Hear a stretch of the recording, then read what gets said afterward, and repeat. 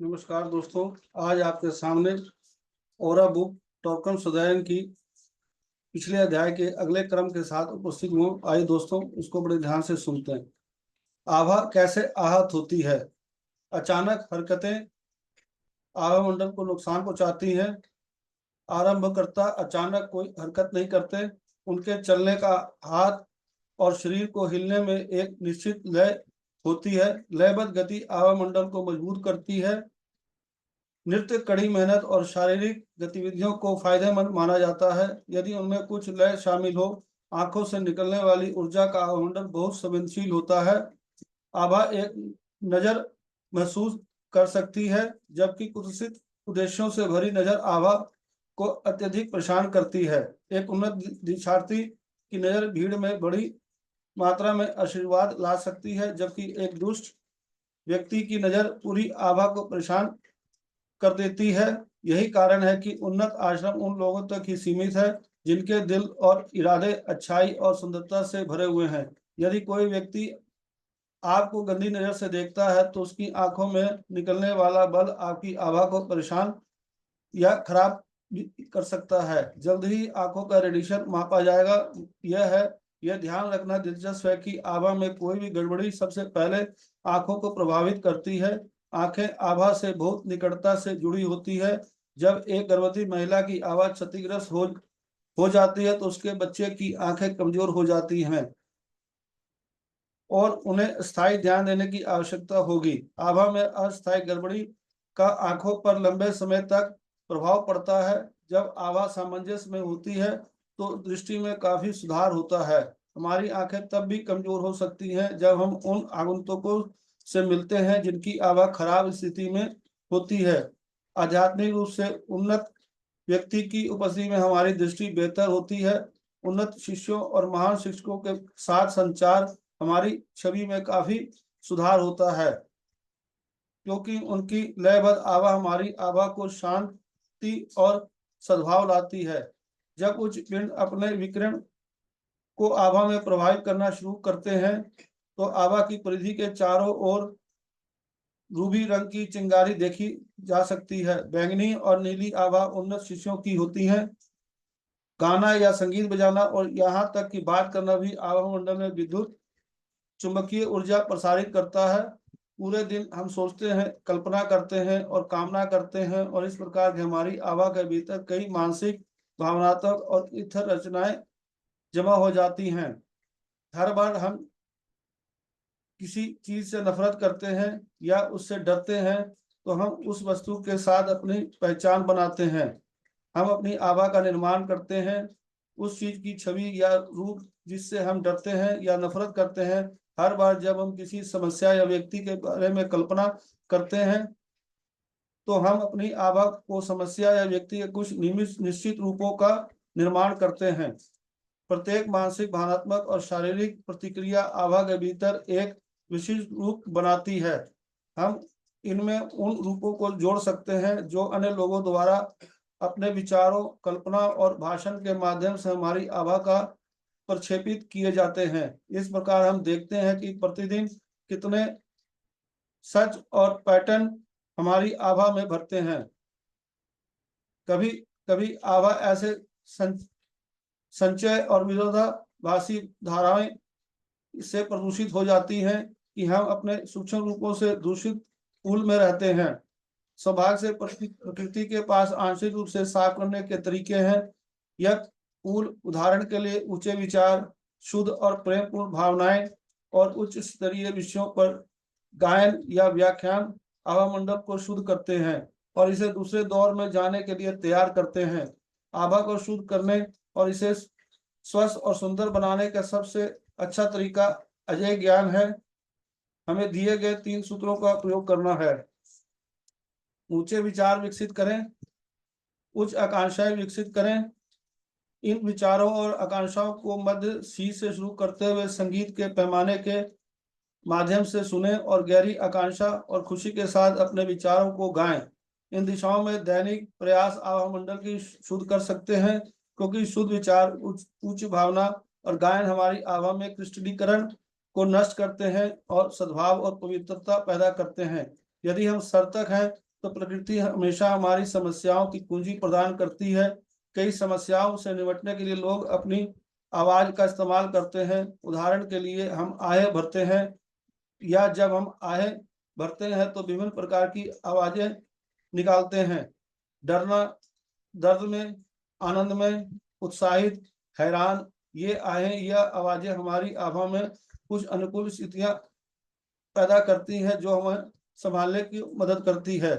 खुद को दर्द से मुक्त करें या दर्द को कम करें। दर्दनाक अनुभव से बचें, अवसाद पर काबू पाएं। किसी आनंद या अनुभूति का गहराई से आनंद लेना। ध्वनि छापों का समग्र संचय हमारी आभा की स्थिति निर्धारित करता है। हमारी आभा में प्रत्येक का गठन हमारे मन, भावनाओं और शरीर और हमारी सोच, भावना और स्वास्थ्य पर प्रभाव पड़ता है। यदि हम एक स्वरूप आभा चाहते हैं जिसमें ऊर्जा सूक्ष्म रूपों या क्रिस्टलीकरण, हमें प्रतिदिन ध्यान करना चाहिए और ऊंचे विचार, विजयी विचार पैदा करने चाहिए।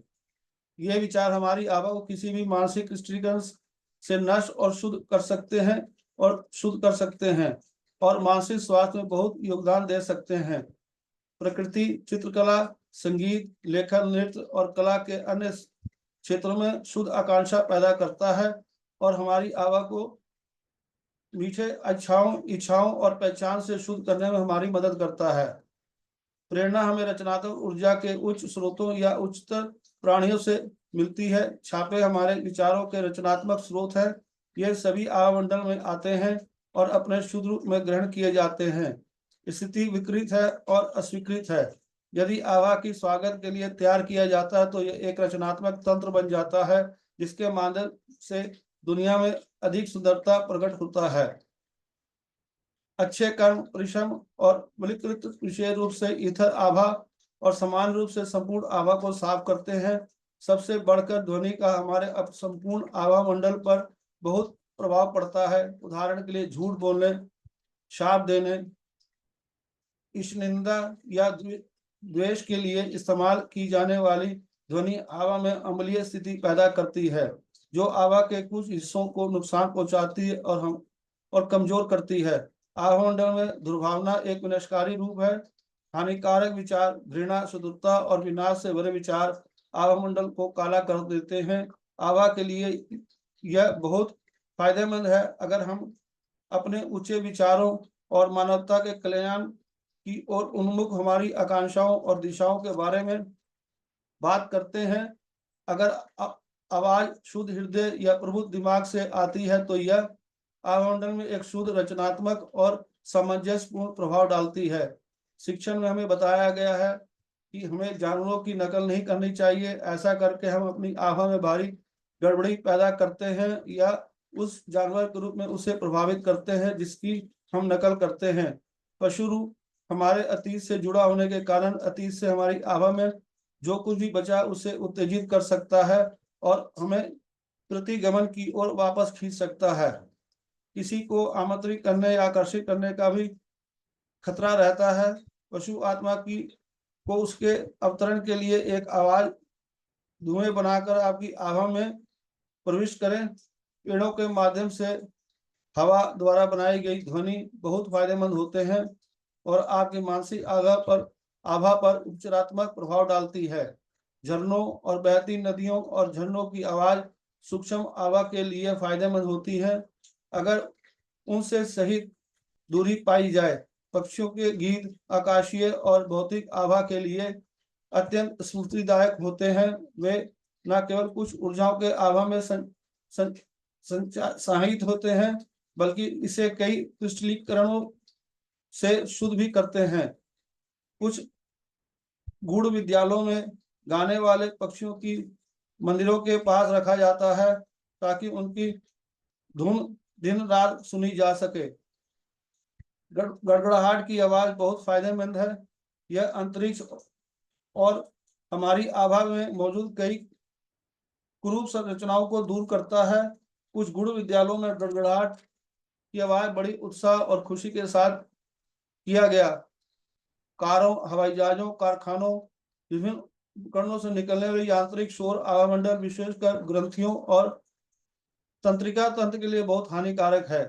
मानवता दिन रात जिन इलेक्ट्रॉनिक तरंगों के अधीन रहती है वह मुख्य कारणों से एक है। लोग उच्च मानसिक क्षेत्रों में प्रवेश क्यों नहीं कर पाते हैं। इन तरंगों से निकलने वाली ध्वनियां मानसिक विकास के लिए उन धागों को धूमिल कर देती है जो हमें उच्च लोगों के संपर्क में लाते हैं। केवल अत्यंत प्रतिभाशाली व्यक्तियों के साथ अत्यधिक विकसित आभा कर सकता है। इलेक्ट्रॉनिक तरंगों द्वारा निर्मित बाधाओं को पार करते हैं जिन्होंने दुनिया भर में जगत को लगभग सील कर दिया गया है। समकालीन विज्ञान को एक दिन यह एहसास होगा कि उसकी खोजों में मानव आत्मा के लिए एक काल कोठरी कैसे तैयार की है। इलेक्ट्रॉनिक संगीत वाद्य यंत्र लाउड स्पीकर और कुछ उपकरणों के प्रवर्धन में विनाशकारी तत्व का उच्च वोल्टेज होता है जो मनुष्यों, जानवरों और पौधों की आभा के लिए हानिकारक होता है। भविष्य में जीवित रूपों की आभा में उनके द्वारा पैदा किए गए विनाशकारी प्रभावों की खोज की जाएगी। टेलीफोन पर बातचीत का और कान के आसपास की आभा में बहुत गहरा प्रभाव पड़ता है। हमें यह याद रखना चाहिए कि प्रत्येक तत्व एक विशिष्ट स्वर देता है।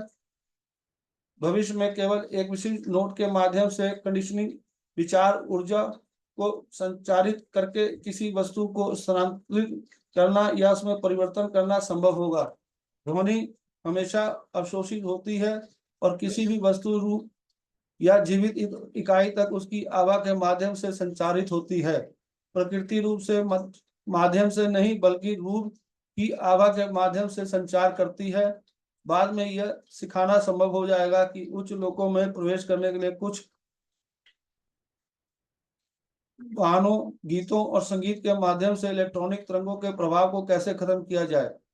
इसका उपयोग करके अपनी दैनिक बातचीत जारी रखना बहुत फायदेमंद है।